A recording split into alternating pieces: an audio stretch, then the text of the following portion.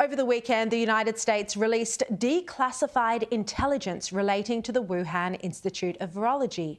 What we're seeing here is a slow unravelling of lies and cover-ups involving some of the most senior government bodies in the United States. I spoke with Republican Senator and ranking member of the Senate Homeland Security Committee, Rand Paul, about it all. He wants answers. Now, bear with me, the interview is a bit longer than normal, but I think the topic is important and there's no coverage on other media outlets. Well, joining me now is US Republican Senator and ranking member of the Homeland Security Committee, Rand Paul. Senator, thank you so much for your time.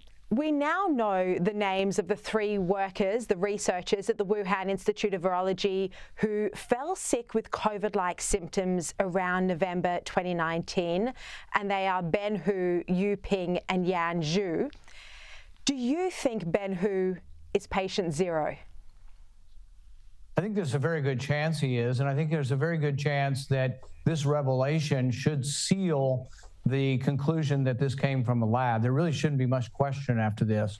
I know in your book what really happened in Wuhan, and the book by Alina Chan, Viral, there's an enormous amount of evidence that this came from a lab. But actually knowing the first person to get this, knowing that it happened in November, knowing that basically researchers believe that pandemics begin about 12 to 14 weeks before the pandemic really hit. So, you know, the pandemic that was publicly known really is going gangbusters in January of 2020.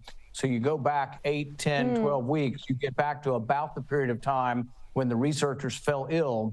And my theory is that what happened is they fell ill. They knew they were researchers. They had to immediately suspect that it was from something in the virus. Yes. They were in all likelihood tested for the first SARS, SARS-1, the one that occurred in 2003 and 4, but their test would have been negative because there's not an overlap in the testing. So I believe they probably were tested, and then they crossed their fingers and hoped that, like the first SARS, it wouldn't be that contagious.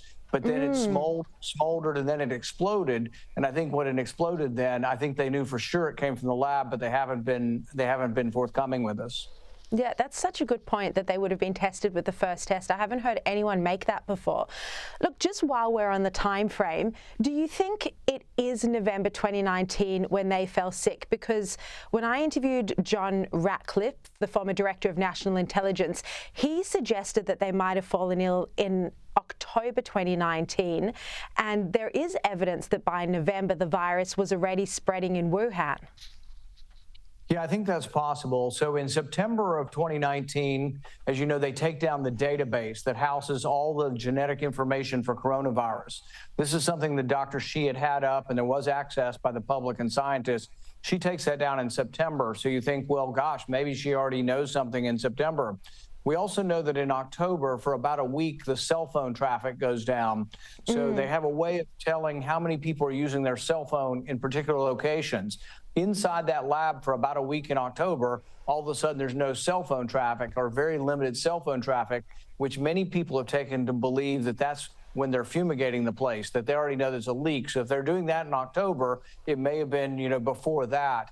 So there's a lot of evidence. Now, when were these people sick? They still could have gotten sick in November, and maybe they weren't the first patients, but it also maybe they got sick in October. The other thing is sometimes you're infected for about a week or so before you know you have any symptoms as well. But the bottom line is it sounds like they were one of the first, if not the first. And when you have an illness, a lab dealing with a contagious entity like these viruses, they should have known and they should have warned the rest of the world. And frankly, I think this type of research is still a risk to the rest of us. It's done in our country. I think you probably do it in Australia as well. It's done around the world, and there needs to be more domestic limitations by each country on this type of gain-of-function research. But also, I think there needs to be a meeting, an international consortium of people to talk about biological dual use or possible weaponry or possible contagions, where we all come together and voluntarily agree to more strict scrutiny of this kind of research. Yeah, Senator, right before the pandemic in January 2019, Ben Hu began work on his own project. It was called The Pathogenicity of Two New Bat SARS-Related Coronaviruses to Transgenic Mice Expressing Human ACE2.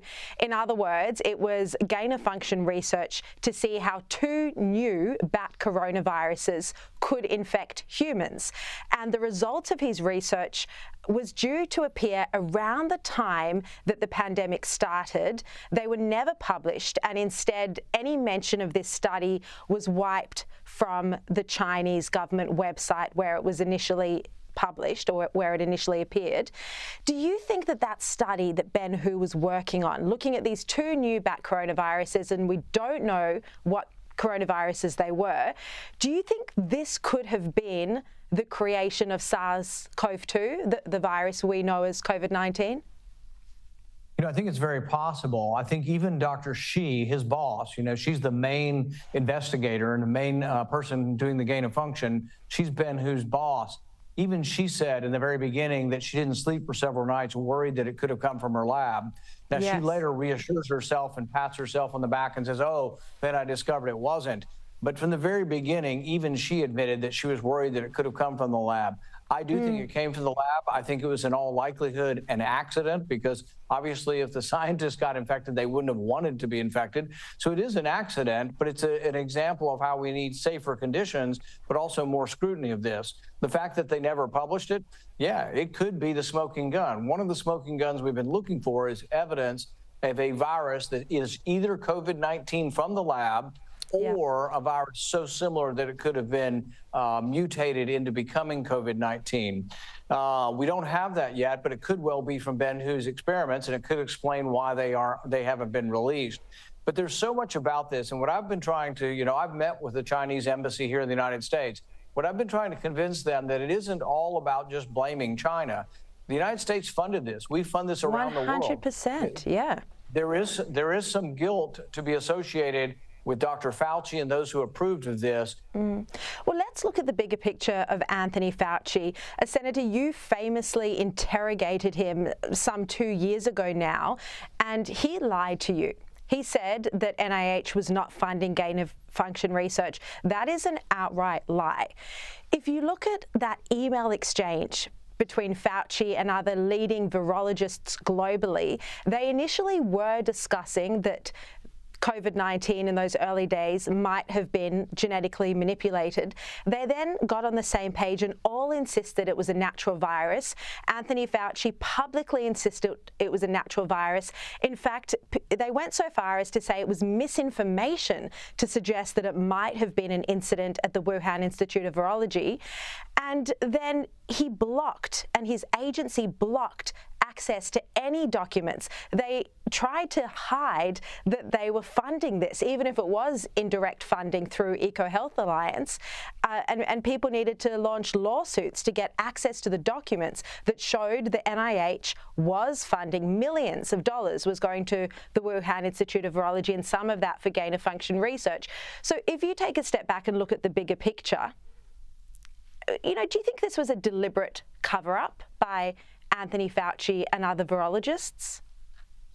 So I think the original leak is an accident, but I think the cover-up was not an accident. The cover-up that began in China was not an accident, but also the cover-up that began with Fauci on basically late January of 2020 was very intentional. The first email exchanges he has with his assistant refers to the research as gain of function and is perplexed why it didn't go before the committee that's supposed to review this.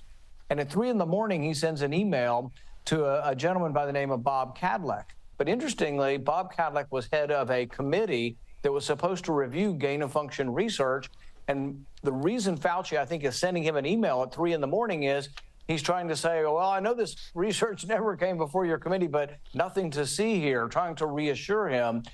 But that's the real problem. The ultimate decision that Fauci made that may have cost millions of people to die is the research should have been scrutinized by a committee that was set up to scrutinize dangerous research. They went around the committee, but they only do this with Fauci's permission. That judgment error may well have cost us millions of lives worldwide. The problem is there's been a protection racket around Fauci. The media has idolized him, and the Democratic Party has protected him. So we haven't had proper answers from him at all, and he felt like he could almost try and mock you, and when in fact he was blatantly lying. Now, you've spoken about your concerns that the United States wasn't just funding research in Wuhan involving bat coronaviruses, but actually funding military research in China more broadly, even NIH funding ending up at the Academy of Military Medical Sciences. And some of this was coronavirus research, but it was much broader than that. How does this happen? How does American taxpayer dollars end up furthering the Chinese military? It's unbelievable, but it's true. It's facts. What's amazing is there's an intermingling of dollars in the U.S. government between military and civilian, and the same happens in China. But what we discovered is an investigative part of the U.S. government discovered that NIH money that's supposed to be going towards scientific research, goes to American universities, and then it is subcontracted to China. Some of it is then subcontracted to military research. And this, to me, is something that the American media have largely bypassed and not recognized the importance of. American universities are funding the Academy of Military Medical Research in China. One of the researchers, there's a guy named General Zhou Yusen, who invents their first vaccine over there. It didn't work very well, who then also mysteriously dies 2 months after he invents the vaccine. And there have been unclassified documents from the House of Representatives over here that have revealed that it looks like he was working on a vaccine. In all likelihood, he's working on a vaccine by using a live virus that perhaps was created by either Ben Hu or by Dr. Shi, or in collaboration with all of them.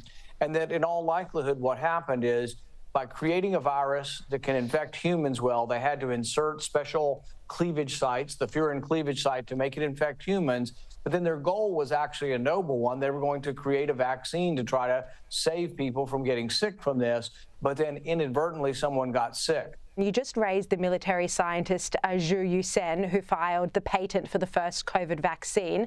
I first broke that story more than 2 years ago, that he filed the patent for the vaccine and then died in mysterious circumstances. Have you heard what happened to him? This is something we still don't know.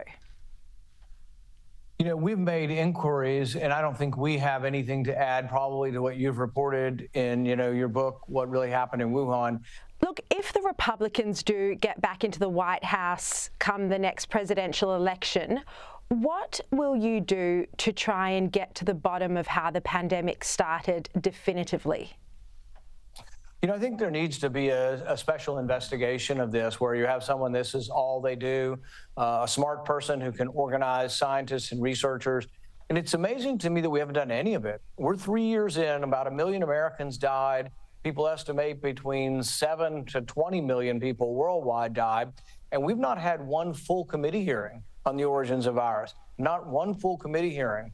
Now, it's beginning to happen in the House because the Republicans control the House, and they are interested in this. There is a COVID select committee that is looking into all of this. We're working in conjunction with them, giving them suggestions, giving them the information we have discovered. They have subpoena power, and I do fully predict that Fauci, Peter Daszak from EcoHealth, and others will be made to testify ultimately under subpoena. You've spoken a lot about the United States' role in funding the Wuhan Institute of Virology. We know that the Chinese government was also putting funding in to the development of more transmissible, more virulent bat coronaviruses. But actually, Australia had a role as well. The CSIRO in Australia trained some of these scientists, including Shi Zhengli and another one of her proteges. And for one of Ben Hu's projects, the CSIRO's Australian Animal Health Laboratory provided cells, the Vero E6 cell line, which were originally extracted from monkeys in Japan, which was part of their gain-of-function research. So just like Fauci and the US needs to give answers, do you think Australia needs to explain what role it played in training these scientists? Well, this is ultimately what we talk about in our country as the deep state. And the deep state isn't a bunch of evil men and women running their hands together. It's people who have a self-interest in not having it revealed that they were funding participant of things. And so we've had so much trouble getting records in our country, and I would assume the same is in Australia, because if they funded this, if they're in any way connected to this type of research that became the pandemic, they now don't want to admit it. So there is an active cover-up going on in the United States of this. And I would suspect everywhere else they have this confluence of interest, this self-interest to make sure that any kind of tangible connection between either Australian government, Australian research, U.S. government, U.S. research, and China is obscured. And but I think sunlight's the best thing for this. And I think the work you've done on this has really gotten us started to do quite a bit. And we hope you'll continue, and we're going to continue here as well. Senator Rand Paul, thank you very much for your time this evening. Thank you.